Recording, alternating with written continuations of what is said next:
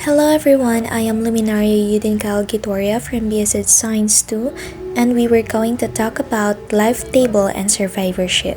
All living organisms grow, develop, and they are trying to survive in their environment.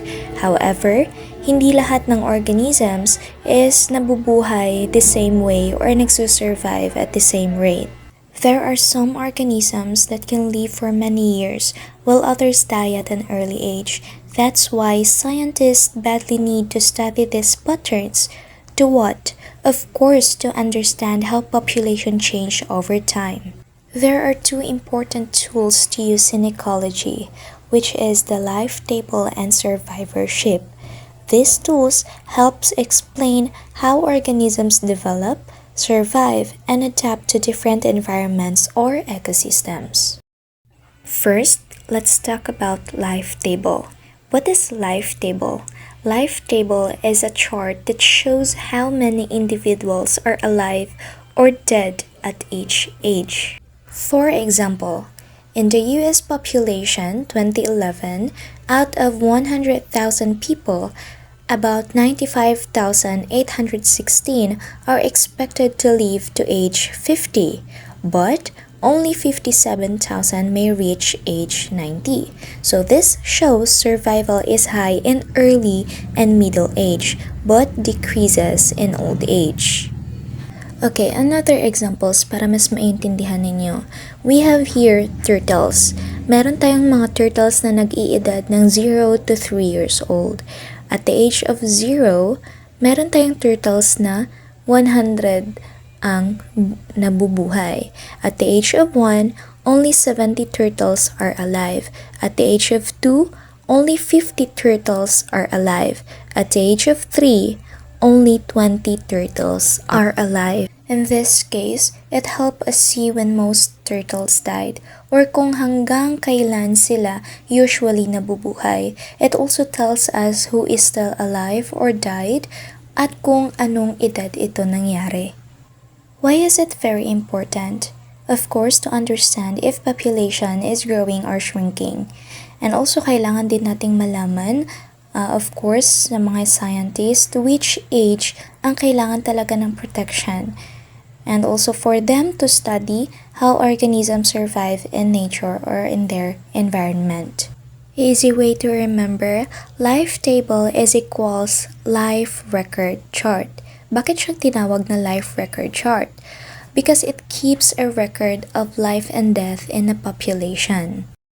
We have here a sample life table. As you can see sa chart, naka-record talaga simula umpisa yung edad, kung ilan yung nabubuhay, ilan yung namamatay, at kung anong edad or sa anong edad ba kadalasan na may namamatay, and then naka-record din yung life expectancy nila. We have two types of life table. First, we have cohort life table. What does it mean? Cohort means a group born at the same time, which is it follows one specific group from cradle to grave. For example, a group of baby turtles hatch together. Imagine 100 baby turtles are born this year. Scientists watch those the same turtles every year.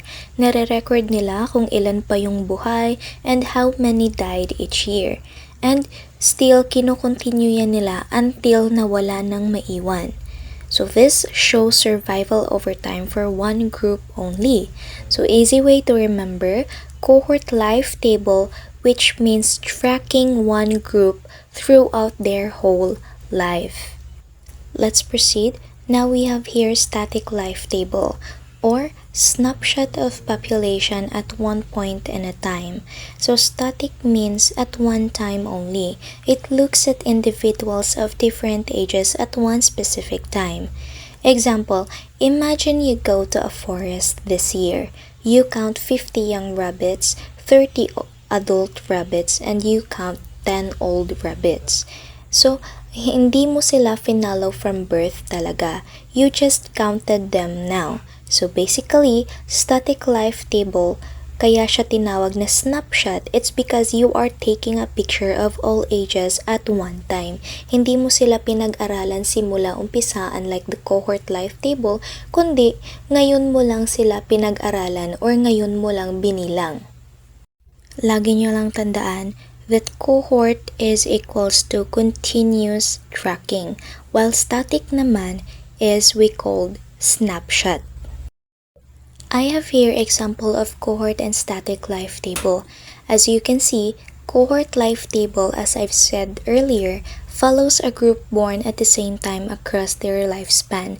So they track one group from their whole life. So pinag-aaralan mo sila simula umpisa hanggang sa wala nang matira. On the other hand, static life table uses data individuals of all ages at one time. So you are using a snapshot method para mapag-aralan sila. Let's proceed to survivorship curve, a graph that shows survival over time or proportion of individuals surviving at each age. As you can see, we have y-axis. It shows the percentage surviving and the x-axis shows the age. So these survivorship curves help ecologists visualize survival patterns and compare different species. This is an example of survivorship curve. Actually, there are three main types of survivorship curves. We have the type 1, type 2, and the type 3. Type 1 survivorship shows high survival during early and middle age, with most deaths happening at old age. For example, the humans and the elephants are example of this type because they receive strong parental care. On the other hand, the type 2 survivorship shows a constant death rate at all ages. This means individuals have the same chance of dying at any stage of life. Like for example, the birds and the small mammals often shows these patterns. Along the way, the type 3 survivorship shows very high death rates at early stages of life, but those who survive can live for a long time. For example, dyan yung mga species na maraming offspring. The fish, the insects, and the plants often follow these patterns. It's because they produce so many offspring, but they provide a little parental care. As you can see, the type 1 has a high survival in early age and middle age, and most likely namamatay sila at old age. For example, dyan the humans, elephants, giant tortoises, because their characteristics is nagpo-produce sila ng few offspring, but they give a high parental care. However, the type 2 survivorship, it has constant chance of dying at any age. For example, the birds have a type 2 survivorship curve because they can die at any age and the chance of dying is about the same at all ages. Yan na yung sinabi ko kanina, yung like the birds, the squirrels, and the lizards, because their characteristics is moderate offspring. So hindi ganun karami, hindi rin ganun kaliit, and their mortality is steady throughout their whole life. How about the type 3? Type 3 has a high mortality early in life, but survivors live a long time. For example, the trees. The trees have a type 3 survivorship curve because most young trees die.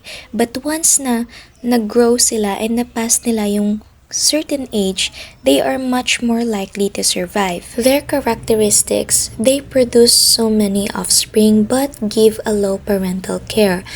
Kaya, yung mga namamatay sa kanila is namamatay at early age pa lang. But, if nakasurvive yung mga young species na iyon, they are likely much more na makasurvive ng matagal. It's because of their survival instincts.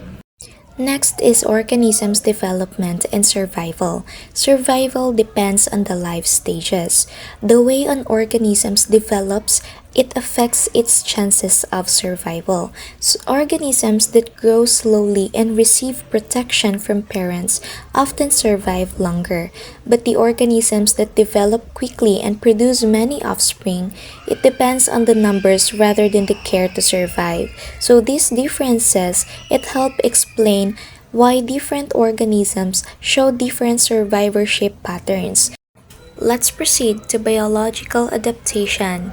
It illustrates how different organisms have developed physical and behavioral traits to survive in 5 major ecosystems. First is the forest. Forest focuses on camouflage katulad ng ginagawa ng mga chameleons and physical strength and speed like a deer. In the desert focuses on water conservation like camels and thick skin to prevent water loss. In the Arctic, they focuses on insulation so they use a blubber and the fur and migration to escape extreme cold. How about in the ocean? Ocean focuses on respiration or sa gills nila and the locomotion which is their fins. And the grassland and giraffes for hunting and spotting predators. Let's proceed to adaptation strategies. This is a tools of survival. As I've said earlier, they use camouflage to blend into the background para hindi sila makita ng mga predator nila. And also they migrate. They move to find a better resources or climate. And also marunong din sila mag-store. So they save food and water for lean times. And also they need protection using their physical barriers like shells or their thick fur. For the last slide, how survivorship curve help in managing populations. Survivorship curves show which stages of life are most vulnerable and which individuals are likely to survive. So this information, it helps scientists and conservationists make decisions about population management, such as protecting vulnerable life stages. For species with high mortality, which is the type 3, effort can focus on increasing survival of young, such as protecting nest or hatchlings. Next is managing adult populations. So for species naman with high adult survival, which is the type 1, such as elephants or humans, it's important to protect the adults. Why? Because losing them greatly affects population size. Next is planning conservation strategies. By knowing the survival patterns, managers can decide where to invest resources. For example, the food, habitat protection, and anti-predator measures to maintain healthy populations. Lastly, predicting population trends. So survivorship curve help predict how population will grow or decline. In this case, it allows for better resource management and ecological planning. And this is the end of my report. Thank you everyone.